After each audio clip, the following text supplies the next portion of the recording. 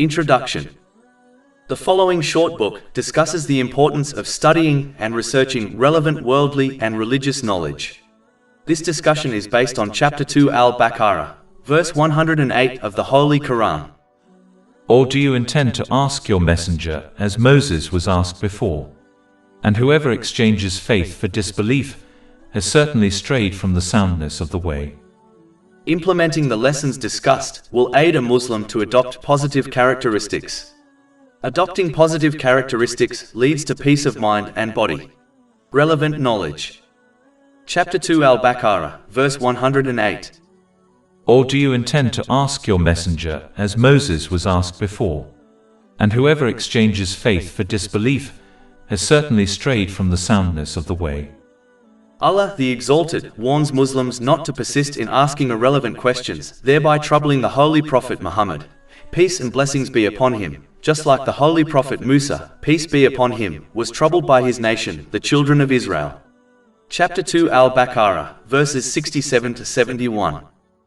And recall when Moses said to his people, "Indeed, Allah commands you to slaughter a cow."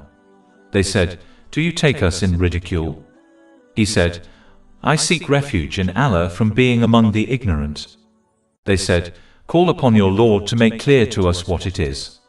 Moses said, "Allah says, it is a cow which is neither old nor virgin but median between that, so do what you are commanded."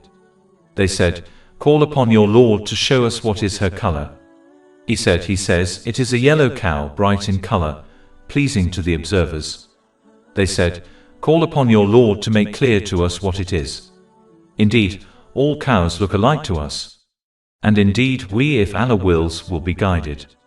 He says, "It is a cow neither trained to plow the earth nor to irrigate the field, one free from fault with no spot upon her." They said, "Now you have come with the truth." So they slaughtered her, but they could hardly do it. And Chapter 2 Al-Baqarah, verse 108. Or do you intend to ask your messenger, as Moses was asked before? As clearly indicated in the verses discussing the Holy Prophet Musa, peace be upon him, asking irrelevant questions only distracts people from concentrating on what is relevant to them, which in turn makes their life harder. This applies to both worldly and religious matters. A Muslim must concentrate on researching and querying those issues which will be questioned about on Judgment Day. Anything else must be left aside, as this will only distract them from the things they must be learning and acting on. As advised in a hadith found in Sahih Muslim, number 3257, Muslims must avoid asking pointless questions, and instead concentrate on avoiding what they have been prohibited from, and fulfilling what they have been commanded to do. Sadly, many Muslims, even scholars, have fallen into discussing and arguing over irrelevant issues which will not be questioned about on Judgment Day. This attitude has only caused divisions within the Islamic nation, despite the fact they were commanded to remain united. Persisting on this attitude only takes one away from relief belief, which is always connected to relevant issues and topics that will be questioned about on Judgment Day, towards disbelief, which has always been connected to irrelevant topics and issues. Chapter 2 Al-Baqarah, verse 108. Or do you intend to ask your messenger, as Moses was asked before? And whoever exchanges faith for disbelief has certainly strayed from the soundness of the way. And whoever exchanges faith for disbelief has certainly strayed from the soundness of the way. This verse could also be warning the people of the book and the non-Muslims of Mecca from asking pointless questions in order to cause trouble for the Holy Prophet Muhammad, peace and blessings be upon him, and in order to prevent others from accepting Islam. The people of the book should have learned from their ancestors, the children of Israel, the importance of avoiding asking irrelevant questions.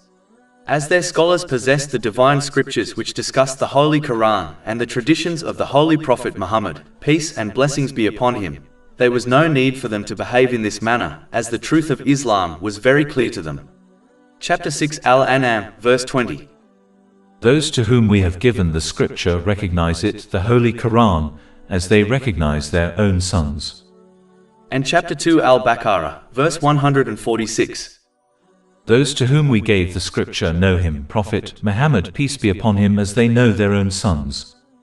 And the non-Muslims of Mecca lived with the Holy Prophet Muhammad, peace and blessings be upon him, 40 years prior to him announcing prophethood, and therefore knew he was no liar.